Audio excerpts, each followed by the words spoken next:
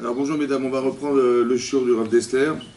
Donc on est page 28 sur le texte du Rav Dessler dans le Sefer. Amrou Chazal, donc on dit Chachamim dans la Fengmar dans Sanhedrin Daf Sedikret Amud Aleph. En ben David ba, Ela Bedok Shikulo Zakai ou Kulo Chayav. Donc dit la Gemara que le Mashiach, il ne viendra que dans une génération ou Kulo Zakai, complètement innocente, méritante, on va dire, ou kulo chayav. Il n'y a pas de demi-mesure. Soit c'est complètement méritant, soit c'est complètement coupable.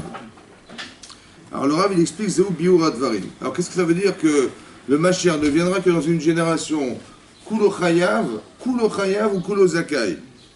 Keshem sherolim besulam kach yordim bo. De la même manière qu'on peut monter sur une échelle, on peut descendre d'une échelle.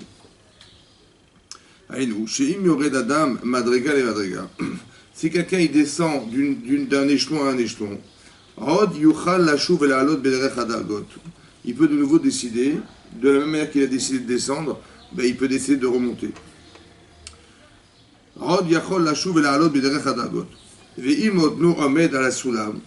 Que même s'il se maintient sur un des échelons de l'échelle, même si l'échelon il est très très bas sur l'échelle, Pirouche imlo avad od et ayechot la alot gam bedargaktana. Ça veut dire qu'il n'a pas perdu la possibilité de descendre encore d'un niveau. Kol asher igale à Adam yeter kvot shamaim. Kol asher igale à Adam. Tant qu'un homme, une personne est capable de dévoiler l'honneur d'Akadosh Baruch Hu, de kvot shamaim, gam hanagato itbarach imo begelu yeter. Et de la même manière, le dévoilement d'Hachem se fera plus encore. Ça veut dire que plus vous vous engagez dans la Torah, et plus vous verrez qu'Hachem il se manifestera. C'est-à-dire que le Gilui de la Shekhinah, la révélation d'Hachem, elle est proportionnelle à notre révélation personnelle. Combien vous vous engagez à révéler, à désirer révéler, autant à la proportionnelle Hachem il se révèle. Sheken Matzinu Betsia Tzadikim Gdolim, parce qu'on a vu dans l'histoire que de grands tzadikim, Zachou She'asa Lahem Hachem Barach Nisim Gluim. Hachem leur a fait des miracles extraordinaires, Gluim révélés quoi. C'est-à-dire qu'on voit que ça sort de l'ordinaire. Quelque chose qui n'est pas normal. Et bien ça c'est possible. Vous voyez, comme par exemple Moshe Rabbeinu, Zachash et Galek, Vodo Itbarach, Aliado, les Nekoliskoladam, on a vu que Moshe Rabbeinu il a fait des choses qui ont été révélées à tous les hommes, qui est cette Mitzrayim, comme la sortie d'Égypte. C'est miraculeux la sortie d'Égypte, c'est impossible de sortir d'Égypte. Ou Chrétien souffle, ou l'ouverture de la mer Rouge. On a utilisé des éléments naturels, comme le vent qui va percer la mer, mais jamais la mer elle est percée par le vent, ça n'existe pas. Vous comprenez? Et en plus, à l'instant T, on a besoin que la mer s'ouvre. C'est impossible. Ce sont des Nissim Gluim. Mais cette perception que nous avons eue, nous, de l'extérieur, elle est perceptible dans le cœur de Moshe Rabbeinu. C'est-à-dire que lui, dans son cœur, c'est sûr qu'Hachem, il va faire un miracle, parce qu'il est tellement dans le désir de dévoiler Hachem, qu'Hachem peut se manifester à la proportionnelle du désir du dévoilement de l'homme vis-à-vis d'Hachem. Ou bien Matan Torah, le Matan Torah aussi est miraculeux. Tous ces genres de situations-là ne peuvent se faire que si elles sont conçues par l'homme. Si vous n'y croyez pas, ça ne pourra pas y arriver. Ça ne pourra pas se manifester. Si on ne doute de la réalité des choses, elle ne peut pas se réaliser. Donc ça veut dire que ce qu'explique le Rav Dessler, c'est dans l'échelon dans lequel on se trouve, c'est-à-dire au niveau de la conception que l'homme propose d'Hachem, alors Hachem à la proportionnelle se dévoile. Mais ça dépend de la conception. C'est vous qui concevez, c'est vous qui acceptez, c'est vous qui dévoilez, c'est vous qui manifestez. Voilà. Alors c'est très important parce que ce principe, en fait, il est très important parce que on voit, par exemple, le Rav Dessler, il ramène dans la parashat Roukat, il dit comme ça, que quand Hachem a dit à Moshe Rabbeinu, les Bnisret sont pleins qu'il n'y avait pas de quoi boire. Alors il a dit à Hachem, il a dit, parle au rocher, d'Aber el Asela, et de ce rocher, il va sortir de l'eau. Bon, est-ce qu'on peut sortir de l'eau d'un rocher? La pierre, non. Le dimanche non plus, ça... Bon, il a dit, tu vas faire un miracle. Ils vont voir que d'un rocher, on peut sortir de l'eau. Bon, qu'est-ce qu'il a fait, Moshe? Il a parlé au rocher, ça n'a pas marché. Et dès qu'il a décidé de frapper, il a pris son bâton, comme dans la parashat de Béchalach, à la fin de Béchalach, il a frappé le rocher dans le désert. Et là, de nouveau, il a dit, peut-être qu'il faut frapper. Il a frappé une fois, ça a eu des gouttelettes, et la deuxième fois, ça a giclé. Et Hachem a dit, puisqu'il y a un Noémen Tenbi l'Agdisheni, vous n'avez pas eu confiance en moi pour me sanctifier, alors vous ne rentrerez pas en Israël. Bon, il y a eu miracle ou pas? Évidemment, l'eau elle est sortie du rocher. Oui. Alors quel est le problème? Pourquoi c'est un problème d'Emouna? Parce que c'était 2 fois. Mais pourquoi Emouna? Emouna, il aurait pas dû parler, il aurait dû parler, il l'a frappé, c'est un problème d'Emouna. Quel Emouna? Il a essayé, ça n'a pas marché. Rachid dit pire que ça. Rachid dit que quand il a voulu parler au rocher, bah, Itralfo Eslaim, les rochers, c'était quoi ce rocher? Bah, c'était le rocher de Myriam. Ber Myriam, c'est un rocher en fait. Le puits de Myriam, c'était un rocher qui se baladait avec eux dans le désert. Et quand il a voulu parler à ce rocher, parce que Myriam était morte, c'est pour ça qu'on lui a proposé à lui de remplacer Myriam, elle était morte, il fallait remplacer son mérite, et ben Moshe il a pris sa charge d'être cet homme qui mérite, qui devait mériter et faire mériter au peuple d'Israël le fait de boire dans le désert. Et qu'est-ce qu'il a fait? Ben, il a parlé à un rocher. Mais Rachid dit Itralfo Aslaim. Les rochers se sont inversés. Et après, quand il a voulu frapper, alors le rocher il est revenu à sa place. Et il a frappé le rocher qui aurait dû être utilisé pour être parlé et pas frappé. Voilà ce que dit Rachid. Itralfo Aslaim. Les rochers se sont inversés. Ça veut dire quoi? Alors c'est ça qu'il faut comprendre. Alors le Rav d'Esther il dit quoi? Il a pas vu? Il a vu ou il a pas vu? Hein, il a pas vu. Et à part ça, hein, il dit mais si on l'a trompé en inversant les rochers, disons qu'il a rien vu. Mais on l'a trompé ou pas? Donc c'est quoi? Alors qu'est-ce qu'on lui reproche? Comme ça il demande. Alors il explique comme ça. En fait, il y a un Gaon qui explique que le Gaon de Vilna dit que Moshe il a douté du limoud. Il a douté de qu'est-ce que voulait dire parler à un rocher. Et nous, on n'a pas l'habitude de parler au rocher. Ça va? Et on n'a pas l'habitude de parler à la nature. On a une action physique sur la nature. Donc c'était plus logique de frapper, d'avoir une action physique que de parler. Donc le safek qu'il avait, le limoud, qu'est-ce que pouvait être l'enseignement que Hachem lui proposait de parler à un rocher? Qu'est-ce que ça voulait dire? Alors il doutait de l'enseignement. Tu doutes de l'enseignement, alors la réalité, elle ne te parle pas. C'est-à-dire que l'inversion des rochers, c'est pas qu'ils sont inversés, il n'y a rien qui s'est inversé. C'est que ça ne peut pas fonctionner si tu n'y crois pas. C'est ça l'inversion. Toi, tu croyais qu'il fallait taper. Alors le rocher, ben, il dit non, moi, il faut parler. Ben, ça ne marchera pas, c'est le même rocher en fait. Vous avez compris, la réalité n'a jamais changé. C'est la conception qui change la réalité. Si vous croyez en ce que vous voyez, ou vous faites. Alors la réalité, elle correspond avec ce que vous pensez. Mais si vous ne croyez pas en ce que vous savez, alors la réalité, elle ne peut pas vous parler. Vous avez compris? Et c'est là qui dit le Rav d'Esther, il dit si quelqu'un il doute des enseignements de son Rav, lo ilman mimenu klum, il n'apprendra jamais de lui quoi que ce soit, parce que le Rav il peut parler toute la journée, mais il a du mal à l'accepter. Alors ça ne rentrera jamais. Ça veut dire que de là on apprend un principe très fort, que la réalité, elle est fonction de la conception qu'on lui donne. C'est vous qui créez et qui permettez à la réalité de fonctionner ou pas. C'est pareil. Plus vous êtes engagé dans la Torah, plus vous manifestez un Kiddush Hashem, plus Hashem, à la proportionnelle, il peut faire des choses. Vous comprenez? Comme je vous l'ai dit, Avraham Avinu, il a été Moser Nafsho, hein, c'est-à-dire il a donné sa vie pour recevoir des gens à la maison, quoi. Il a fait la Brit Mila, au bout de 3 jours, c'était insupportable, et malgré la chaleur, il est encore capable de faire du chesed. Alors Hashem, il dit super. Il dit, dans ton désert, tu as réussi à nourrir de façon surnaturelle des êtres humains, que tu pensais être des hommes. Alors je vais pouvoir, grâce à toi, nourrir dans le désert, de façon surnaturelle, des gens, de tes descendants dans le désert. Vous comprenez la conception du Kiddush Hashem. C'est-à-dire que plus vous déclarez quelque chose qui est au-delà d'une forme de limite, et plus Hashem il fera des choses qui sont au-delà des limites. C'est ça qu'il a fait Moshe Rabbeinu. Il a donné sa vie pour le clan Israël. Alors Hachem, il a fait en sorte que, à la proportionnelle de la capacité qu'il avait de dévoilement, Hachem il se dévoile, il va faire la mer rouge, il va s'ouvrir, il est capable de tout. Pourquoi? Parce qu'on le rend capable. Nous os d'Elohim, donnez de la force à Hachem. Mais c'est votre conception qui lui donne une force. Mais si vous ne croyez pas, vous êtes douteuse, ben, il ne pourra pas. Il est comme si il était cadenassé par votre conception personnelle. Et dans la mesure où vous êtes capable de les voiler, alors il va se dévoiler. Ça va? C'est ça qui est marqué. C'est-à-dire, regardez la grandeur de Moshe Rabbeinu. Tout ça, c'est grâce à lui. C'est ça qu'il faut comprendre. Donc il dit, donc ça s'appelle des dargot. C'est comme une échelle. À quel niveau vous vous situez? Ok. Donc il dit, le Rav, il dit, Vekon Asher Yarbe Adam les astir kvod Hashem alide maasa biprirato ara'a. Plus une personne, elle va contredire, elle va l'astir, c'est-à-dire elle va contredire le kvod Hashem, le respect qu'on devrait lui donner alide maasa par nos actes et nos choix, ah ouais, de nos mauvais choix. Gam Hashibarer mastir kvodo imo. De la même manière, Hashem il se cache. Il cache son kavod parce qu'on le reconnaît pas. Vezo inyan à galout. Ça, c'est la galoute. La galoute, c'est quoi l'exil? L'exil, c'est plus on pense qu'on peut se passer de lui, et plus Hachem, il se dévoile pas. Et le manque de relation qu'on a avec lui devrait déclencher chez nous le désir de le retrouver. Mais c'est ça la galoute. Ça veut dire que tout est proportionnel à l'être humain. C'est vous qui décidez, c'est nous qui décidons. Voilà. Que le niveau de conception qu'on peut avoir d'Hachem est la réalité que vous voyez.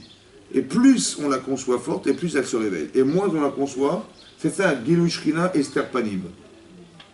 Gilou Shrina, c'est la révélation divine. Ça veut dire que ça va très loin. Hein. Ça veut dire que si on est capable de conceptualiser ces notions, les gens les verront. Parce que le seul qui l'a conçu, c'est qui? C'est Moshe Rabbeinu. Oui, et on a profité de sa vision pour passer la mer Rouge. On a profité de sa vision pour pouvoir sortir d'Égypte. Mais c'est-à-dire que tout le monde pourra voir. Il suffit qu'on soit d'accord que ça puisse se faire. Et on soit d'accord qu'Hachem il se révèle. C'est ça qu'il explique le Rav. Donc, c'est-à-dire que on ne peut pas se plaindre de nos problèmes, ou on ne peut pas se plaindre de notre souffrance, puisque c'est entre guillemets, comme si Hachem il nous avait, entre guillemets, mis de côté, mais pas qu'il l'a mis de côté, c'est que nous l'avons mis de côté, et donc il ne peut pas se manifester. C'est l'inverse. C'est pas qu'il nous a abandonnés, ouais, à l'inverse de ce qu'on croit, c'est qu'on l'a un quelque part abandonné, et après, il ne faut pas s'étonner qu'il ne soit pas là. Vezo inyan galout. Galout ashrina. En fait, on a la galout, c'est ce qu'on appelle galout ashrina. Oui. En fait, l'idée, c'est comme ça, d'expliquer. Vous avez vu dans la paracha de Shemot, ouais, c'est marqué là-bas, que Hachem il s'est révélé sur le mont Sinaï, Har Elohim, à Moshe Rabbeinu, lui disant, écoute, il faut libérer les bénis Israël. Mais de quelle manière il s'est manifesté Hachem? Sur un buisson ardent. Ouais, le Sné. Le Sné, c'est quoi Sné? C'est Sinaï. Il était sur le mont Sinaï. Et il y avait quoi? Il y avait ce fameux buisson ardent. Et Rachid dit, pourquoi il a choisi un buisson? Hein? Comment? Parce qu'il n'y avait pas d'acacia. Aïmo Anochi Betsar. Je suis avec vous, avec lui dans la douleur. Parce qu'il y a des piquants sur les buissons. Et le feu, il repousse sur des piquants. Ça veut dire qu'Hachem, il souffre ou quoi? Évidemment. Mais il souffre de quoi? De voir qu'on est en souffrance. Mais ça veut dire que la souffrance, c'est quoi? La souffrance, ça veut dire que comme on ne vit pas avec Hachem, il est en souffrance de savoir que le lien qui nous lie a été coupé. Alors il aurait tellement aimé se manifester, il ne peut pas. C'est-à-dire que quand vous faites des mitzvot, vous libérez Hachem d'une souffrance. Vous avez compris ça? C'est comme marqué là. Il dit comme ça. Donc, Shegam Shem Shamim Mitralel. Kakatouv Lama Yomru Agoim. Ouais, on dit dans le Hallel, pourquoi diront les Goïm? Où est-ce que se trouve Ayena et où est-ce que se trouve votre Dieu? En fait, le fait que les Goïm se manifestent de cette manière en disant, mais il est où votre Dieu? C'est parce que nous-mêmes, on ne sait même pas où il est. Donc, comme nous, on ne le révèle pas, alors c'est eux qui vont nous dire, mais il est où votre Dieu? Il y a un grand intérêt derrière tout ça. Parce que quand une personne, elle monte, elle s'élève d'un niveau bas, d'une darga, c'est un niveau bas,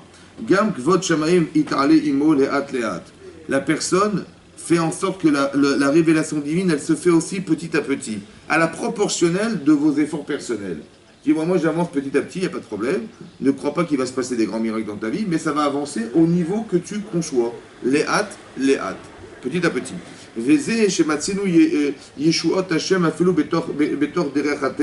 C'est pourquoi qu'on voit des fois des délivrances, qu'Hachem nous délivre, Betor derech hateva, par le biais de la nature. Afilu betor hagalut, même dans l'exil. Quand on dit que Hachem il a eu le courage, entre guillemets, de descendre en Mitzrayim, c'est un endroit tamé, où il n'y avait que de l'adultère et toutes choses immorales. Comment Hachem il descend dans ce monde-là? Il dit, bah, juste que là, il descend pour nous sauver. Oui, ça veut dire qu'il s'adapte à la capacité qu'on a de l'accepter. Afilu betor hagalut. Chez Panou El Hachem, il va Panou Elav Yoshiam. Vous avez vu que quand tu es décédé par eau, ouais, dans la paracha de Shemot, alors qu'est-ce qu'ils ont fait les Israël? Ils ont profité de ce moment, quand ils allaient l'enterrer, pour aller prier vers Hachem, ils ont crié vers Hachem. Veizaraku El Hachem, Veishma et Sarakatam, Veizkor et Berito. Il s'est rappelé de son alliance, Abraham et Jacob, et là c'est là qu'il a demandé à Abraham Avinu, à Moshe de sauver Israël. Mais c'est-à-dire que dès l'instant où on se tourne vers lui, alors il entend cette prière et il veut nous sauver. C'est ce qu'on appelle un dévoilement d'Hachem dans le Esther Panim. On est en souffrance d'être en exil, Mais c'est une provocation à nous pousser à nous libérer de cette galoute et à vouloir et se retourner vers lui. Oui, se tourner vers lui pour dire que voilà, on n'en peut plus, on va sortir. Et là, Hachem, il peut se manifester. Vous avez compris? Est-ce que ce que l'on dit, c'est la lecture pour le peuple en général ou particulièrement pour chacun? Je pense qu'on est tous concernés par cette question. Après, est-ce qu'on a le srout que par nous seuls, ça puisse se dévoiler? Dans nos problèmes personnels. Oui, personnel, c'est sûr et certain. C'est sûr et certain. Ça veut dire que là, on ne peut pas attendre d'Hachem quelque chose si on n'est pas capable de lui demander. Je vais vous poser une question, vous allez comprendre pourquoi c'est comme ça. C'est marqué qu'ils ont crié, les d'Israël, lorsqu'ils ont été amenés par eux dans cette dernière demeure. Ils ont crié vers Hachem, ils n'en pouvaient plus. Oui? Vers Hachem, il a entendu les tsarakot, il a entendu les cris, et il s'est rappelé de son alliance. Et là, il a été appelé Moshe Rabbeinu pour le libérer. C'est vrai? C'est-à-dire qu'il doit attendre qu'on crie pour qu'il se rappelle. Hein? 210 ans de cris, 210 ans de souffrance, 210 ans de gens qui voyaient des choses horribles, mais il s'en est juste rappelé quand on lui a téléphoné. Normal? Hein? C'est normal qu'il ait dû attendre qu'on l'appelle pour se manifester. Ben non, nous, nos enfants, j'attends pas qu'ils pleurent pour que je leur ai à manger. Oui, comment ça fait qu'Hachem, il attend qu'on crie pour qu'il se manifeste? Vous avez compris ou pas? C'est ça qui est marqué là. Il ne peut pas se manifester si on ne l'accepte pas. C'est ça que ça veut dire. Qu'on l'a dévoilé de quelle manière? Parce qu'on a fait appel à lui dans la galoute. Alors Hachem, il est d'accord de nous sortir de la galoute. Mais il faut qu'on l'appelle. Sinon, il n'interviendra pas, il ne peut pas intervenir. Qu'est-ce qu'ils ont fait pendant 210 ans? Ils n'ont rien dit. Non, ils ont pleuré, ils se sont plaints de ce qui leur est arrivé, évidemment. Mais est-ce qu'ils se sont tournés vers lui? C'est ça qui est marqué là. C'est ça qui est méthode. Ils se sont tournés vers Hachem, ils ont pleuré vers Hachem, ils ont crié vers lui, et là Hachem il s'est manifesté. Il ne peut pas se dévoiler si on ne le dévoile pas. C'est ça que ça veut dire. Vous avez ça qui est marqué. C'est pas qu'Hachem il veut pas le faire, c'est qu'il peut pas le faire. Parce que tout dépend de cette... C'est nous qui mettons en place un système de dévoilement d'Hachem. Si vous avez confiance en lui, vous parlez de lui, il peut se dévoiler. Si vous ne parlez pas de lui, il ne se dévoile pas. C'est ça le Esther Panim. Et ça peut aller très loin. Ça peut aller très loin dans l'incapacité à se manifester parce que nous-mêmes... C'est-à-dire que le baromètre de ce que vous voyez, c'est le baromètre de l'intensité de clairvoyance que nous avons d'Hachem. Quand c'est catastrophique dans la vie, c'est que c'est catastrophique dans la relation qu'on a avec lui. C'est ça. En vérité, on est dans la jungle. Et que si on ne fait pas l'appel à lui, il ne pourra pas nous sauver. Vous avez compris? On nous a mis dans la jungle. On est dans la jungle. Donc c'est-à-dire que si on ne se tourne pas vers Hachem, on n'a aucune chance de s'en sortir. C'est ça que ça veut dire. Donc le niveau de l'échelle, c'est le niveau... à quel niveau vous avez de confort dans la vie? C'est le niveau de l'échelle. Hachem se trouve là ou pas, c'est le niveau de l'échelle. C'est tout. C'est ça qui est marqué là. Donc c'est nous qui dévoilons. Donc c'est pour ça qu'Hachem, il est obligé d'attendre qu'on l'appelle pour pouvoir se manifester sur la terre. Sinon, il ne peut pas se manifester. C'est ça le Gilush là. Alors, c'est ça qu'il dit. Gagne votre chemin, tu as la vérité. D'accord. C'est pour ça qu'Hachem, il va faire coïncider son dévoilement en fonction des actes des êtres humains. En partant de très bas, on peut monter, on dit ouais, j'ai décidé, et tout à coup on est matsiar. J'ai décidé de m'engager, j'ai décidé de faire des choses, et Hachem y suit. C'est ça la logique. Dor chez Kulo Chayav, par contre le dor qui est complètement condamné, ou Asher En Od Tikva. Quand on dit que dans la Gemara, dans Sanhedrin, c'est marqué que le Mashiach il viendra soit dans un dor, une génération Kulo Zakai, on est tous méritants, soit Kulo Chayav. Tous condamnés. C'est quoi condamné? C'est quoi dire quoi condamné? Alors comment ça se traduit? Il dit et donc chez Kulo Chayav ou Asher En Od Tikva, il n'y a plus d'espoir. Chez Uchal Alot Derech Adargot, il n'y a plus d'espoir qu'il puisse monter sur l'échelle. Ou Mishumze En Od Toalet Begalut Lemshicha. Ça ne sert à rien de faire continuer l'exil s'il n'y a plus d'échelle. Il n'y a plus de possibilité de monter. Il n'y a plus rien. Ve'az Akshbochu Me'amid Lahem. Ouais, et c'est pour ça qu'Hachem, qu'est-ce qu'il fait? Il va envoyer un Aman. D'accord? C'est qu'il a marqué les Xerotav Kashin Ke'aman Ve'Israel Osim Teshuva. Oui, ou Marziran les Moutav. C'est marqué que donc, qu'est-ce que fait Hachem? Il crée un coup de pression. Il envoie un Aman dans l'histoire. Qu'est-ce qu'il va faire? Il va faire du mal au clan Israël. Et les Israël vont à la suite de ça faire Teshuva. Ou Marziran les Moutav. Il les amènera à une vie meilleure. Ou Marziran les Moutav. Demande le Rav Dessler, hein. C'est ce que dit la Gemara, c'est une Mishnah dans Sanhedrin. On va être Sadik Zayn. Vetzarichi, on nous dit, mais il faut réfléchir sur cette Mishnah. Parce que Osim Tshuva, ils font tchouva ou marziran les moutav. Oui, et les amènent à une vie meilleure. Aïm achara tchouva marzirim les moutav.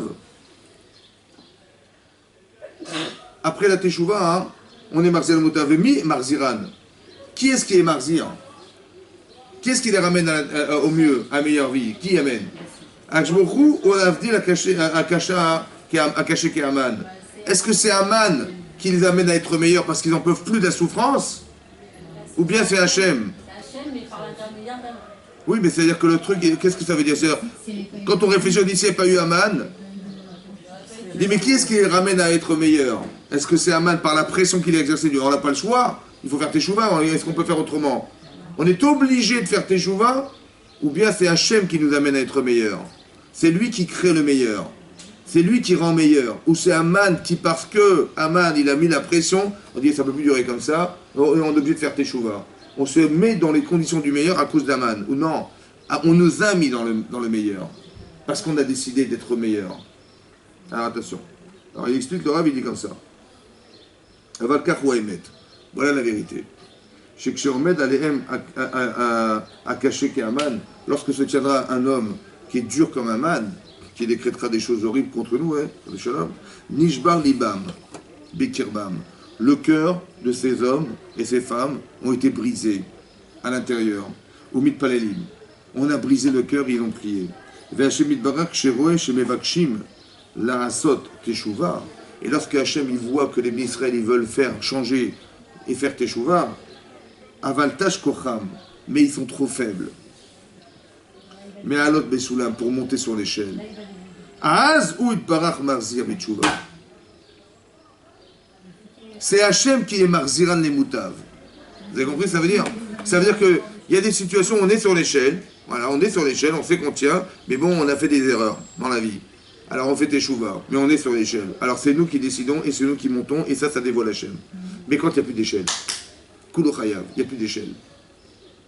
L'échelle, c'est pas la tchouva. L'échelle, c'est la situation dans laquelle je me trouve. Est-ce que je me rattache à quelque chose? Est-ce que je suis sur la Torah? Est-ce que je me rattache? Il y a Kulo Chayav, il n'y a plus d'échelle. Alors comment tu veux que je monte? Je veux bien, mais il n'y a plus d'échelle. J'ai envie de faire teshuva, mais je ne peux pas. Voilà, Aman, il vient, il nous attaque. Ouais, il nous fait des pressions énormes. Mais j'aurais bien voulu monter, mais j'ai pas d'échelle. Alors c'est Hachem qui nous fait monter. C'est lui qui est Marzirotav les Moutav. C'est lui qui nous prend, il nous met sur, qui nous fait monter. C'est pas l'effort que je vais fournir qui va m'amener à monter parce que j'ai pas les jambes pour. C'est ça qui est marqué là-bas. Mais c'est-à-dire qu'il faut bien comprendre que Dor chez Kulochala, il n'y a plus d'échelle. C'est pas qu'il y a une échelle et puis on dit bah on fait Chouba et on continue à monter. Non. C'est lui qui nous fait monter. C'est ça qui est marqué dans le Gemara, que Oumar Ziram les Moutav, Oumar Ziran les Moutav, pas Aman qui est Marzirotam les Moutav. Aman, quand Aman arrive, c'est qu'il n'y a plus d'échelle. Vous avez compris? Je vous explique une chose. Quand vous obligez quelqu'un à faire quelque chose, c'est parce qu'il est logique ou parce qu'il n'y a plus rien à faire? C'est ça que ça veut dire. Quelqu'un, vous lui faites un clin d'œil, il comprend tout de suite. Mais si Hachem est obligé d'envoyer Aman pour nous faire tchouva, ça c'est effroyable. On nous oblige à faire tchouva, quoi. C'est-à-dire qu'on est arrivé à un niveau où il n'y a plus rien, quoi. Vous comprenez, ça veut dire? Quand on oblige les gens à faire quelque chose, c'est qu'on n'a plus le choix. Si un enfant, vous lui répétez 150 fois et que c'est dangereux ce qu'il va faire, vous lui mettez une raclée. Il est bête, il est fou, il ne se rend pas compte. Donc si on est violent vis-à-vis de nous, c'est que finalement, ça veut dire qu'on est arrivé à un niveau, il n'y avait que ça à faire, quoi. C'est comme ça qu'il faut comprendre. Pas que Dieu nous punit. Genre, proportionnellement à ce qu'on fait, Dieu nous punit dans Haman. Non, c'est que Haman est le seul recours pour pouvoir faire que notre cœur va se briser, qu'on va commencer à réfléchir autrement. Mais il n'est pas dans l'intérêt de nous punir. Au contraire, c'est exactement l'inverse, vous comprenez? C'est exactement l'inverse, c'est simplement nous amener à penser que finalement on a eu confiance en lui. Et voilà. Par exemple, en Égypte, on s'assimile après la mort de Yosef et de ses frères et de la dération qu'il y avait. On s'assimile. Mais qu'est-ce qu'on pense, nous? Nous, on pense qu'il faut s'attacher au roi, parce que la royauté, comment vous dire, la royauté, le prestige, la noblesse, c'est ça qu'on... Qu'est-ce qu'il nous reste? Il nous reste que ça, donc on tend vers ça. La personne que j'adule, qui est Paro, c'est lui qui a eu dans l'idée de nous rendre esclaves. C'est incroyable quand même. Et pourquoi il nous rend esclaves? Vous savez pourquoi? Parce qu'il a peur. Il a peur de nous. Ah bon? Qu'est-ce qu'on est, Nicole? On s'assimile. Si je m'assimile, c'est que j'ai peur, je pense que c'est lui qui est fort, ou c'est moi qui est fort. Hein? C'est lui. Et lui, qu'est-ce qu'il pense, lui? Que c'est nous qui sommes forts. Atsum mimenu. Ils sont plus puissants que nous.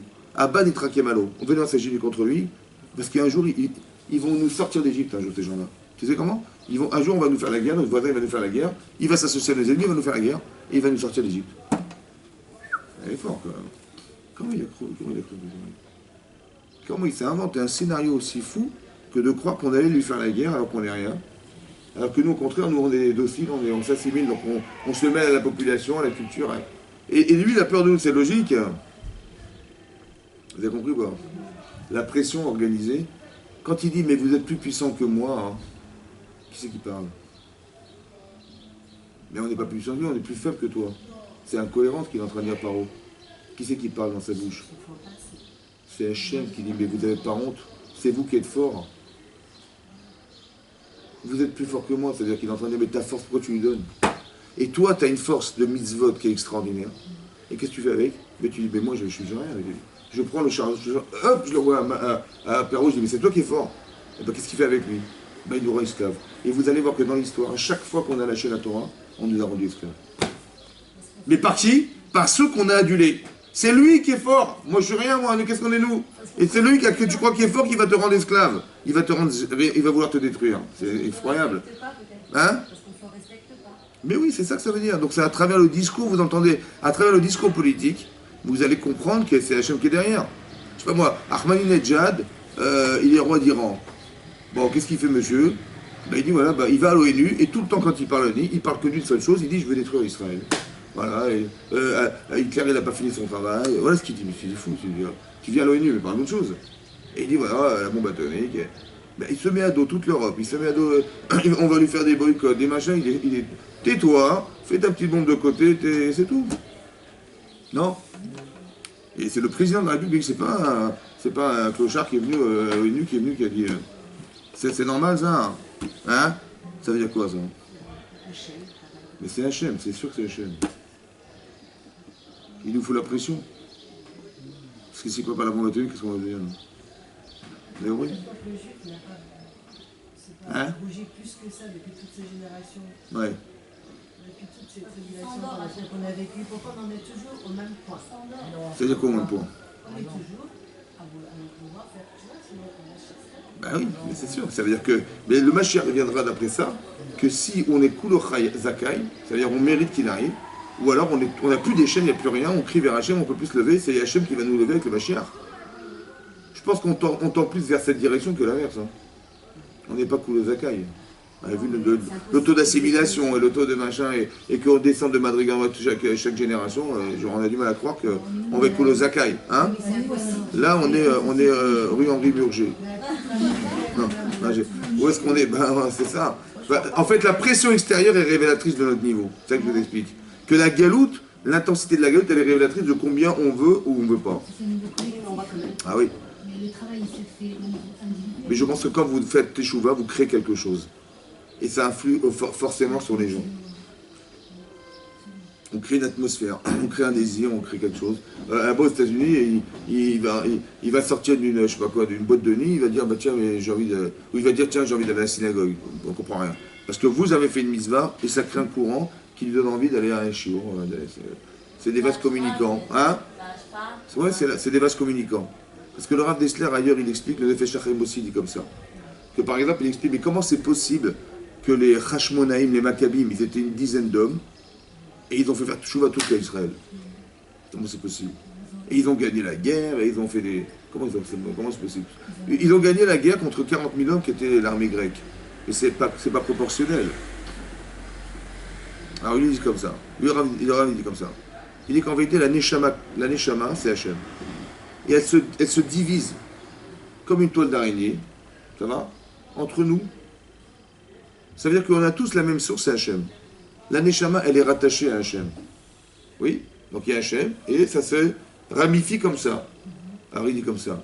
Quand les Maccabim, ils ont fait tchouva, c'est remonter à la source et ça redescend de l'autre côté. Ça veut dire que vous ressentez, vous, à Paris, ce que les gens, ils ont fait à Bnei Brak. Je sais pas où, n'importe quel endroit. Ça veut dire qu'il y a un courant communicatif entre les Neshamot.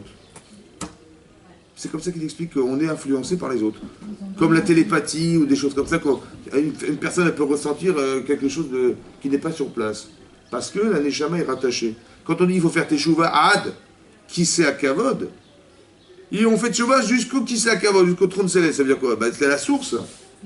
On retrouve la source de ce que nous sommes. Et après, ça se ramifie ailleurs. C'est pour ça que les Maccabim, une dizaine d'hommes, ils ont été. Ça s'est dispatché dans toute l'Israël à travers ce processus. Vous avez compris? Donc c'est pareil, vous faites des mitzvot, vous ne vous rendez pas compte, mais ça a une incidence dans le monde. C'est ça qu'il dit le Nefesh HaChaim, il dit quelqu'un, sa femme, elle doit accoucher à l'hôpital, et le médecin, il dit, vous savez, ça se complique, hein, je ne sais pas si on va y arriver, elle est même en danger. Et le type, il prie, il fait des thés, il y met là. Et à l'autre côté du monde, là-bas, il y a un type, il est en train de tuer la Torah. Puis voilà, il dit, bon, il est quand même minuit, je vais aller dormir. Moi, il me dit, mais j'ai quand même pas. Le Tosfot, je l'ai pas bien compris. Hein. Bon, allez, c'est pas grave, je vais rester un peu plus. Et il se casse la tête sur ce Tosfot, là-bas, qu'il ne comprend pas. Il dit, cette force qu'il a créée, ça lui a permis d'accoucher dans le. Après, on lui dit, bah finalement, votre femme, elle a accouché normalement, il ne s'est rien passé, c'était plus peur que de mal. On n'a rien compris. Mais comment ça se passe? Bah, ça se passe comme ça. C'est des vases communicants, ça veut dire que le shrew de l'un peut utiliser dans l'autre. Et... Voilà. Ouais, c'est ça, exactement. Donc c'est ça qu'il explique le Rav Dessler. Il dit que Marale Otam Atzmo, donc c'est Hachem qui fait monter. Oui. C'est-à-dire, on a la conscience de la Teshuvah sans avoir la force de la Teshuvah. C'est ça que je vous explique.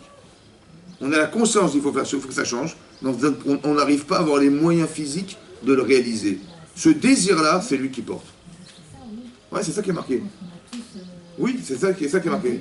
Ouais. Ça veut dire que comment dire, l'express. Il y a des gens, ils vont, je sais pas, David Ameller, il va voir ce qui va se passer, il va faire tchouva, et la tchouva vient de lui, de son essence personnelle. Et lui-même, c'est lui qui a la force et que le courage de changer et de dire on y va. Mais un dorche chez Kulo Chayav, il n'y a plus d'échelle. Donc ça sert à rien de croire que tu vas monter, tu ne pourras pas monter. Donc le seul moyen qu'on a, c'est de demander à Hachem de nous sauver. Donc Mevil Haem est à Mashiach, donc c'est là qu'il amène Hachem le Mashiach, Tzidkenu, oui, Begilouim, Gdolim, les Nekol, avec de grandes révélations aux yeux de tous. C'est-à-dire que ce que vous voyez n'est que le produit de ce que lui a fait, Marziran les Moutav, de pas de ce qu'on mérite d'avoir. Moshe Rabbeinu, par Saïmouna propre, il fait ouvrir la mer Rouge. Vous avez compris? Mais là, c'est pas lui, c'est pas son shrout.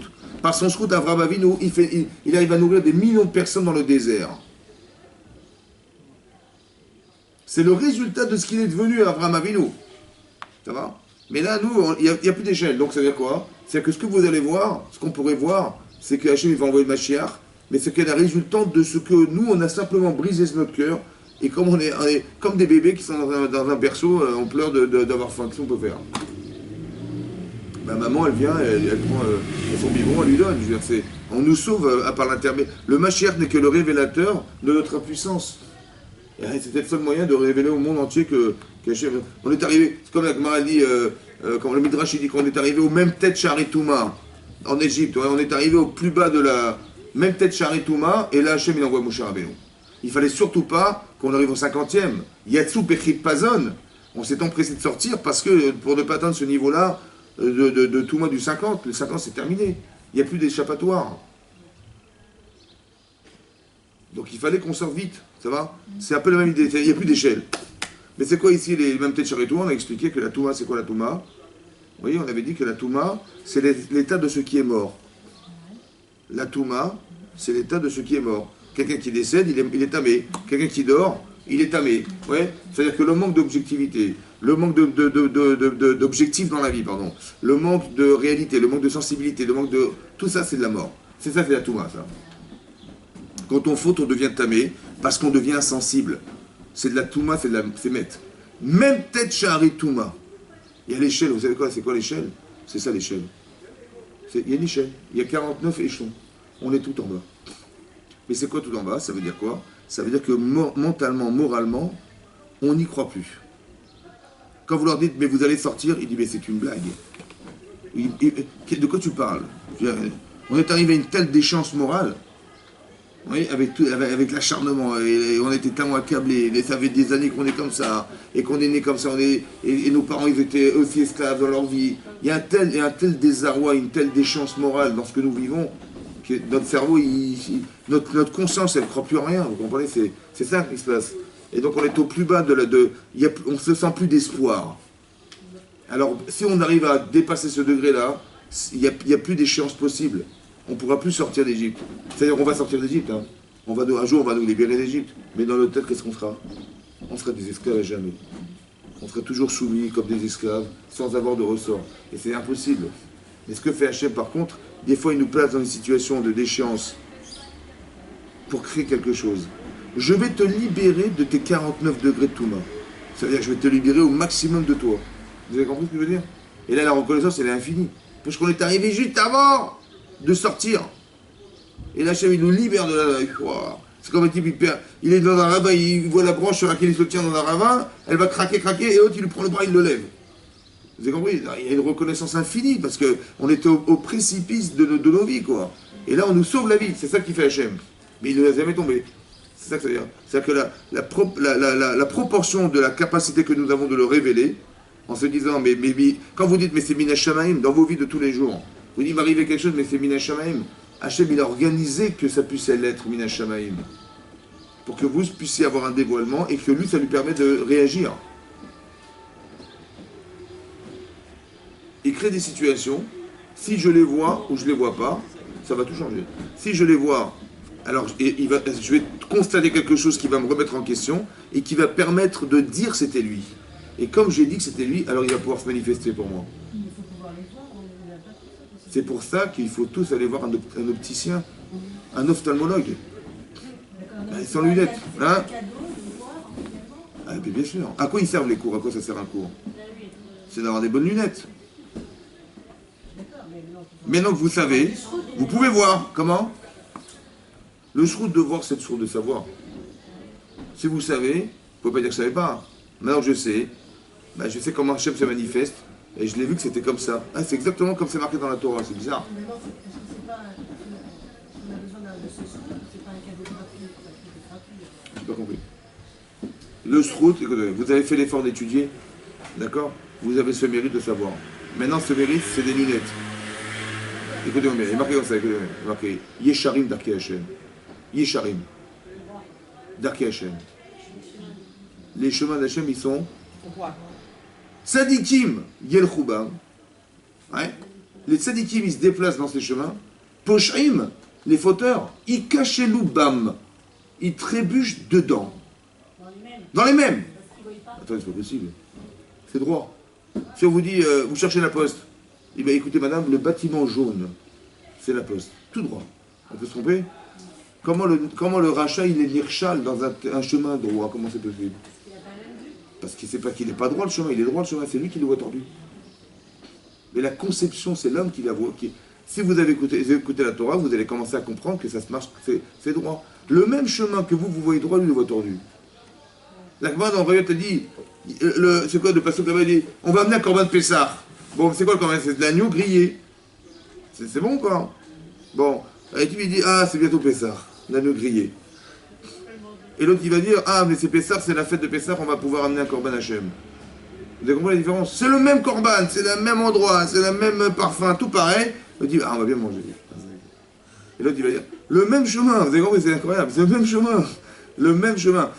Hachem il dit, je sais pas, Hachem il a fait une tova au Meraglim, que les gens qui habitaient en Israël à l'époque, ils enterraient des morts, pour qu'ils aient le temps d'aller explorer la terre sans être dérangés. Qu'est-ce qu'ils ont dit? Une terre en Khalet Yoshvia. Ben, c'est une terre maudite. Les gens qui habitent là-bas, ils enterraient les morts tous les jours. Et Rachid dit Rechaim Alalou, au lieu de dire, ben, grâce à Dieu, on n'a pas été dérangés parce qu'ils enterraient des morts, ils ont dit, ben, tu vois, c'est une terre qui enterre des morts. C'est-à-dire le même argument qu'Hachem utilise pour nous sauver la vie, il l'utilise contre lui en disant, mais c'est une terre de folie, c'est une terre de maudite. Vous avez compris ou pas? La lecture, la conception, ça veut dire qu'il faut apprendre à voir. Quand on dit Gamzou et Tova, c'est aussi une lecture. Vous avez compris ou pas? Si vous n'étudiez pas la Torah, il peut vous arriver un truc difficile, il dit bah galère, c'est bon, c'est partie de la vie, c'est la galoute. Des fois ça va pas, bon, on n'a pas eu de peau, ou alors on n'a pas bien réfléchi. Non. Essaie de comprendre que le paramètre que tu vis, il vient réparer de façon exactement tes soucis personnels. Ça vient être la solution à ton problème. Mais ça, il faut savoir le voir pour. Ça sert avec qui va. Gamzou et Tova. Ça veut dire que ne crois pas qu'il t'est arrivé ça pour rien. Ça a été réfléchi par un chien pour t'aider à comprendre autre chose. Que même si j'ai souffert, ça va servir à quelque chose. parce que ça m'a servi à comprendre. Par exemple, bizarrement, l'enfant qui naît, il doit crier. C'est comme ça. Quand il va respirer pour la première fois, ses poumons vont s'écarter, il va crier. C'est très douloureux. C'est normal. Le jour de son anniversaire, on le pince. Mais il vient de naître, bref, qu'il est. C'est qui a fait que ça? Qui c'est qui a fait que cet enfant il est obligé de crier le jour de sa naissance? Donc qu'est-ce qu'il fait Hachem? Bon, quand il va avoir quelques mois, je sais pas, 8, 9 mois, 10 mois, les dents elles vont sortir là. Hein? Bon, il paraît que si c'était vécu à l'âge adulte, on mourrait de crise cardiaque, tellement ça fait mal. Ça va? Il n'a rien à faire Hachem des douleurs de. Hein? Bon. Un bébé. Si vous lui souriez, qu'est-ce qu'il fait? Il sourit. Et si vous criez, il a peur. Mais d'où il sait, lui, que quand je souris, c'est que je suis contente, et quand je crie, c'est que je ne suis pas content. D'où il sait? Il a quelques mois. Mais comment il sent? Hein? Mais comment? C'est ça par mimétisme. Hein? C'est ça par mimétisme. Le midi, il faut savoir pour imiter. Mais il ne sait rien, le pauvre. Il est dans un berceau, il vient de naître il y a quelques jours. Il sait rien. Alors comment ça se fait? Vous savez pourquoi? Hein? Même quand il a la maman déjà toute la grossesse. Peut-être, c'est possible. Peut-être une autre explication. C'est parce qu'il a eu mal le jour où il est né. Il a eu mal, donc il sait ce qui fait mal. Yeah, il a eu mal. Donc quand il voit sa mère faire ah, c'est qu'elle n'est pas contente. C'est pas, vous avez compris? Il a fait Hachem exprès qu'il ait mal le jour de sa naissance pour différencier depuis qu'il est né le bien du mal. Il a une notion du bien et du mal parce qu'il a eu mal. Après un autre âge, vers 10-12 mois, il va avoir mal aux dents. Mais vous avez compris, c'est une tova ou pas? Tu dis, mais il a eu mal, c'est une catastrophe. Non, ça lui a permis de distinguer le bien du mal. Maintenant, il a cette notion en lui, il la porte en lui, il ne peut pas l'enlever. Mais ça va l'aider parce que quand il va vouloir faire mal, il va avoir honte. Et quand il va faire du bien, il sera fier de lui. Mais c'est le jour de sa naissance. Il est né, il a eu mal, vous comprenez? Mais si vous n'avez pas compris que ça, c'est Minash Shamayim, c'est ça que je voulais vous dire. Il faut avoir ces lunettes-là pour le voir. Et quand je dévoile ça, je permets à Hachem d'exercer quelque chose. Mais quand on est arrivé à un niveau où il n'y a plus d'échelle, le Dor chez Kulo Chayav, le Rav Dessler, il n'y a plus d'échelle. Ah, il n'y a plus d'échelle. Donc, comment tu veux qu'on monte? On voudrait bien faire on fait tes chouvas, on a envie, mais il n'y a plus d'échelle. Comment tu veux qu'on monte? Alors c'est là qu'Hachem envoie le Mashiach. C'est quand il n'y aura plus d'échelle. Quand on dit que le Mashiach il est rochev à la chamor, ouais, donc le Mashiach il va venir sur un âne. Oui, comment? Alors le chomer. Mais c'est qui va faire venir le Mashiach? Ben, c'est les gens du chomer, les gens de la matière. Est-ce que vous imaginez aujourd'hui que la mondialisation, ça crée de la pollution et ça nous détruit dessus? Hein? Mais c'est quoi ça? La mondialisation, c'est l'intérêt du bénéfice. On va déformer la nature parce qu'on veut être riche. Soi-disant parce que la Terre elle a besoin de nourrir. Mais il y a des gens qui meurent en Afrique et des gens qui on ne sait même pas quoi faire de l'alimentation qu'on jette à la poubelle. Ça veut dire qu'est-ce qu'on est en train de faire? On est en train de démoraliser le monde. Quand vous dites, il y a eu les subprimes aux États-Unis, hein? Il y a eu un chaos économique énorme, les banques elles ont coulé. C'est bon, mais c'est en vérité, nous on dit, on va l'expliquer sur le plan économique, sur le plan politique. Mais c'est faux tout ça. Parce qu'on a exploité la souffrance des pauvres. Vous avez compris? Il y a des gens, ils n'avaient pas les moyens de s'acheter des maisons aux États-Unis. Les banques elles ont dit, mais c'est simple, vous allez être propriétaire. Waouh, merci beaucoup, quel tova! Donc vous allez acheter des maisons, mais bon, les taux, ils sont progressifs. C'est-à-dire 3%, après ça monte à 3,5%, après 4%, au bout de 4 ans ça monte à 5%, après ça monte à 6%. Je dis, ouais, mais attendez, et les crédits, vous allez payer. Je dis, ouais, mais bon, peut-être votre situation financière, elle va augmenter, et si même vous ne pouvez plus payer, vous vendez, vous allez au moins récupérer de l'argent. Mais donnez-vous la chance d'être propriétaire. C'est ça qu'on leur a dit, oui, non. On a exploité la pauvreté, vous comprenez ce que ça veut dire, ça? Et les gens, qu'est-ce qu'ils ont fait? Ils ne pouvaient plus payer, et les maisons, elles ont baissé. Parce qu'il y en avait tellement qui ont été vendus que les prix ont baissé. Ils n'avaient plus d'argent. On a exploité la souffrance des pauvres. Vous avez compris ça? C'est ça la fin du temps. Vous avez compris? C'est ça que ça veut dire. C'est pour ça que les banques, elles ont toutes coulé. C'est comme si c'était la fin du monde, quoi. Vous avez compris ce que je veux dire? On est dans l'exploitation de... Mais ça, il faut le voir. Que moins il y a de shrina, plus il y a une déchéance morale, moins Hachem il peut intervenir. Et ça détruit leur âme, ça. Quand on voit ça, qu'est-ce qu'on se dit? On va essayer de s'en sortir, on va essayer économiquement de s'en sortir, on va influer, on va mettre de l'argent dans les banques, on va essayer de récupérer. Mais en vérité, tout ça, c'est ça. C'est l'immoralité qui se cache derrière, qui est révélatrice de la réalité de ce qu'on vit. Plus il y a un Gilou Shrina que nous dévoilons, plus Hachem il peut se manifester, il y a de la bracha. Et moins on est prêt à l'accepter, et moins il y en a. C'est comme ça. C'est ça qu'il dit, le Rav Dessler. C'est proportionnel à ça. Donc c'est ce qu'il dit, il dit que quoi? Que le Mashiach il viendra, que Mevi la M est à Mashiach, Tzidkenu, Begilou Gdolim Leine Akol. Ouais, Mishum Ze En Ben David Ba, et là Bedor Shukulo Zakai. C'est pour ça que soit il peut venir lorsque nous tous méritons, ça le tzaddik, il fait exister Hachem par ses mitzvot, c'est vrai quoi. Donc il mérite que le Mashiach il vienne. Soit, chez Béasmo Zochel et Mashiach, donc c'est lui, par son travail personnel. C'est comme Moshe Rabbeinu, par son travail personnel de conscience d'Hachem, il fait ouvrir la mer Rouge. Mais c'est son route à lui. Soit, au Kulo Chayav, ou l'inverse. Il n'y a plus d'échelle, il n'y a plus rien. Il n'y a plus d'arigote. Et on fait des chouvas, mais on ne peut plus monter. Alors qu'est-ce qu'on fait? Ben, Hachem, il est obligé de nous sortir de là. Oui? She'en Toraïnet lo balagalout. Donc elle ne sert à rien la galoute, parce que souffrir pour souffrir, ça n'a pas de sens. Il dit, Az Hachem Idbar Me'aleu, c'est lui qui les fait monter. Ouais, Achar Shenishbar Libo, après que son cœur soit brisé, ou Mevi Mashiach Aliado, canal. Et c'est comme ça qu'il va faire venir Mashiach. Ça veut dire que le Mashiach, il peut venir soit parce que Bémet, on en a besoin. C'est comme il y a marqué, la Gemara dans Tanit a dit là-bas, hein, que le jour de Tisha B'Av, c'est le jour où les Meraglim, ils ont fait pleurer le clan d'Israël. En leur disant, vous savez quoi, on nous a fait croire qu'il y avait des géants, et qu'on allait tous mourir, et que je sais pas quoi. Alors c'est vrai que c'était dangereux. Mais est-ce qu'on allait tous mourir? Hachem, il nous a sorti d'ici pour qu'on meure dans le désert. Ouais, on a fait tout ça pour mourir en Israël, quoi. Non. Donc eux, ils ont fait croire. Il y a marqué qu'ils ont pleuré, bah là, il a où cette nuit-là? C'était la nuit de Tisha B'Av. Et Hachem, il a dit, la Gemara, il dit comme ça, que puisque vous avez Bechitem Bechia Shel Chinam, alors, Ekvalachem, je fixerai pour vous Bechiel et Dorot, des pleurs pour les générations à venir. Écoutez-moi bien. Puisque vous avez pleuré Bechinam, pourquoi Chinam? Parce que vous auriez dû avoir confiance en moi. C'est Chinam, c'est gratuit. Ekvalachem, je fixerai des pleurs. C'est-à-dire qu'il y a eu, je sais pas moi, les deux temples ont été détruits de Tchapéav. Comment vous dire, il y a eu les premiers camps de concentration, c'était le 9 Av, l'exil des Juifs de Londres, les Juifs d'Espagne, toujours le 9 Av. Il a fixé des jours de... Ça veut dire quoi? Ça veut dire quoi? Je fixerai des jours de pleurs. Ça veut dire quoi? Vous avez pleuré pour rien. Est-ce que ça veut dire quelque chose de dire, vous avez pleuré pour rien, ben vous allez pleurer pour quelque chose? Ça veut dire quelque chose, ça?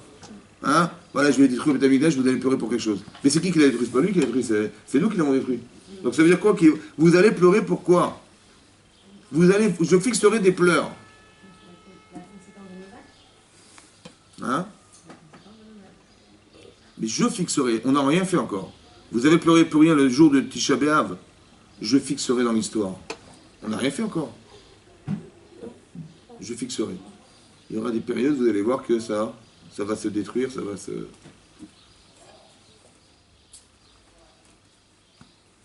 Est-ce qu'il vous manque le Beth Amikdash? Hein? Il vous manque? Ouais. Alors, il marque comme ça. Hein? Quelque chose qu'on n'a pas connu, on va dire oui, il vous manque ou vous dites que ça manque? Est-ce qu'il vous manque ou vous dites ça manque? Ça manque. Ça c'est différent. Ça manque ou ça vous manque? Ça manque. Ça vous manque. Bon, très bien. Mais pour que ça manque, il faut faire quoi? Il faut qu'on l'ait vu. Enfin, moi, je ne peux pas ressentir. Très bien. Vous avez raison. Donc qu'est-ce qu'il faut faire? Vous avez raison. Donc qu'est-ce qu'il faut faire? Non. Pour que ça manque. Par exemple, vous aimez vos enfants? Bon, il vous manque. Mais c'est parce que vous aimez vos enfants qu'il vous manque. Donc comment voudriez-vous qu'on arrive à avoir le manque de quelque chose si ça nous manque, si on n'a pas l'envie que ça soit? Mais quelque chose ne peut pas nous manquer si on ne connaît pas. Donc il faut Ben, il faut l'étudier et il faut le recréer chez vous. Vous avez tellement étudié, vous avez vu tellement les avantages qu'on avait dans le Beth Amikdash, la Shrina, il n'y avait pas de malade, il y avait truc, il y avait un guilou extraordinaire, tout le monde reconnaissait la Torah, c'était extraordinaire. Ça vous manque ou pas ça? Ben, si ça vous manque pas, vous n'allez pas prier. Et si ça vous manque, vous allez devoir, ça va devoir nous manquer jusqu'à ce qu'on pleure de ne pas l'avoir. Vous avez pleuré pour rien, parce qu'il n'était pas là, Hachem. Alors il faut que vous arriviez à lui demander jusqu'à pleurer de ne pas l'avoir. Et pourtant, on le demande. Écoutez-moi bien. Vous allez, vous allez voir Beth Amikdash. Ça va vous manquer. C'est ce manque-là qui va recréer chez vous, chez lui, la capacité de le reconstruire. Mais il faut d'abord que ça vous manque. C'est ça que c'est pas une punition. Comme ça, Rav Dessler l'explique, c'est pas une punition. C'est simplement qu'on arrive à le demander jusqu'à pleurer de ne pas l'avoir. Et si tu arrives à ça, alors je reconstruirai. C'est ça qui est marqué là-bas, parce que il y a une Gemara dans Psachim qui dit là-bas que Rashi ramène que il ramène que c'est une Gemara, je sais pas, c'est un peu compliqué, mais là-bas Rabbi Yochanan Zakkai il dit que le il peut être reconstruit dans quelques secondes, en quelques temps quoi. Et là-bas Rashi dit oui, parce qu'il y a une Gemara dans Shvuot qui dit que le Beth Amikdash qui est en haut, il va descendre en bas. Et dans le ciel, il va descendre directement. Bon, mais quand vous voyez le Rambam Michot Nachim, il dit que c'est le Mashiach lui-même, Melech HaMashiach, qui va reconstruire Beth Amikdash. Alors comment c'est possible? D'un côté, il va descendre du ciel, et d'un côté, il va le construire. Ça paraît paradoxal. Hein? Comment? Alors peut-être l'idée, c'est comme ça, écoutez bien. C'est vous qui allez le faire descendre du ciel. C'est vous, quand vous avez conçu en bas que c'est pas possible autrement, alors ce qui est là-haut, c'est vous qui le faites descendre. Et maintenant qu'il est descendu, alors on peut le construire. Il y a une conception du manque. Et ça fait descendre du ciel. Vous comprenez? C'est comme la Torah. Elle est inaccessible en fait. Le seul qui a pu la rendre accessible, c'est Moshe Rabbeinu. Quand on dit qu'il est descendu avec l'étape de la loi, c'est pas sans qu'il est descendu à pied. Hein. C'est qu'il a fait descendre la conception de la Torah sur terre.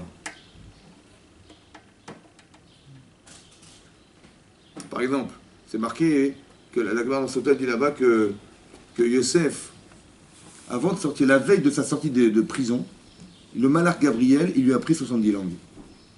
En une soirée. Bon. Et quand il est arrivé devant Paro, ouais, il y avait des madrigotes, des niveaux, ouais, comment dire, des marches. Il y avait des marches. Il disait, qu'est-ce que tu connais? Il dit, avec telle langue, il montait une marche. Telle langue, il montait une marche. Ouais. Bon, lui, il en connaît 69 Paro. Hein. Il est arrivé, il était juste devant lui, là. Et là, il lui dit, ah bon, mais il commence à avoir peur, là, parce que c'est celui qui connaît le plus de langues qui passe au pouvoir. Il dit, mais vous connaissez l'hébreu? Il a dit, non. Hein? Voilà. Et il a dit, qu'est-ce qu'il a dit? Il a dit, il a fait jurer. Il dit, écoute, c'est simple, hein, tu vas prendre le pouvoir. Rak akisek dal mimcha.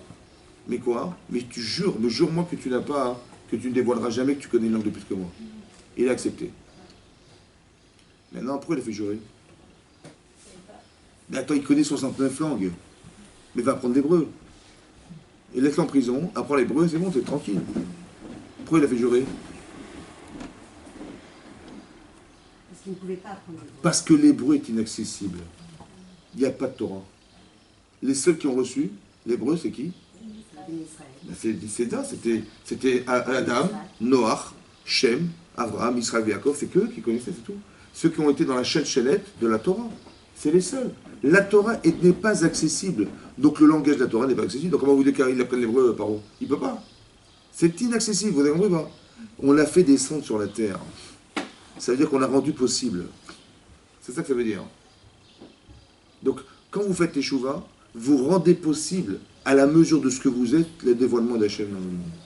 C'est vous qui décidez et c'est vous qui permettez. Plus c'est fort, et plus Hachem peut se révéler. Combien il peut se révéler? Ouverture de la mer Rouge. Yitzhak Mitzrayim, ce que vous voulez. Mais c'est vous qui décidez. C'est l'ouverture. Qu'est-ce que fait Hachem quand c'est plus possible? Il envoie Aman. Lève d'Ishbar. On a le cœur brisé, on se tourne vers Hachem. Mais le problème, c'est qu'on est arrivé à un niveau où il n'y a plus d'échelle. Il n'y a plus de madrigote. Alors, qu'est-ce que je veux bien, je veux faire vois, mais j'arrive pas, il n'y a pas d'échelle. Alors Hachem, il nous prend et il nous sort. Vous avez compris ça? C'est ça qui est marqué là-bas. C'est ça qu'il faut retenir, que ce que vous voyez est à la proportionnelle de ce que vous êtes. La galoute, c'est l'expression de notre galoute intérieure. C'est ça qu'il veut dire le Rav.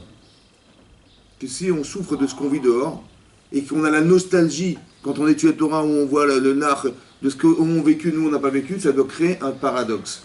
Et ce paradoxe, il devrait nous bouger, en se disant, mais c'est pas possible. Et dès qu'on a la conscience de ce que ça aurait dû être, Hachem, il peut le dévoiler dans le monde. Ça pourra se faire. Mais c'est toujours à la proportionnelle de ce que nous, on accepte. Si on reste dans la galoute, et plus on reste dans la galoute, et plus ça descend. Et plus au contraire, on se dit, mais non, c'est pas possible que ça dure comme ça. Oui. Et qu'on est quand même arrivé zélazé, il y a quand même une correspondance entre les uns et les autres, et de garantir que Hachem, il souffre de ça, vous comprenez? Donc de se dire, mais c'est pas possible que ça dure, ça permet d'un dévoilement, que nous, on se déclare à l'intérieur de nous-mêmes, qui va se révéler à l'extérieur à la proportion de ce que nous sentons. Plus on est en souffrance de ce qui n'existe pas, et qu'on voudrait tellement que soit, et plus Hachem, il va faire que. C'est tellement fort chez Moshe Rabbeinu, par exemple, que quand Paro, il va aller voir Paro, Moshe Rabbeinu, il va dire, il faut les livrer à Israël, il dit quoi? Vous avez le temps de réfléchir pour sortir? Alors je vais vous rajouter du travail. Et il a rajouté plus de travail. Qu'est-ce qu'il a fait Moshe?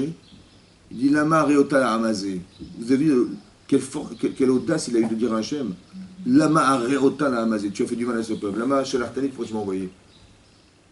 Et Hachem, il aurait dû le punir à ce moment-là. Et le Midrash, il dit que non, parce qu'il savait que c'était par amour du cas Israël qu'il a fait. C'est-à-dire que le dévoilement d'Hachem, le dévoilement d'Hachem n'est possible qu'à la proportionnelle de ce que ressent Moshe Rabbeinu. Mais c'est tellement puissant que maintenant, il a tellement l'envie de les sortir d'Égypte, que Hachem, il fera tout et n'importe quoi à la proportionnelle de son désir à lui. C'est lui qui ouvre les portes. C'est lui qui ouvre la mer Rouge. C'est lui qui les fait nourrir dans le désert. Vous avez compris? Ce que vous voyez n'est qu'à la proportion de ce que vous ressentez. Donc ça qu'il faut comprendre, c'est ça le message que je voulais vous dire aujourd'hui. Razak ou Baroch. Hein? Comment?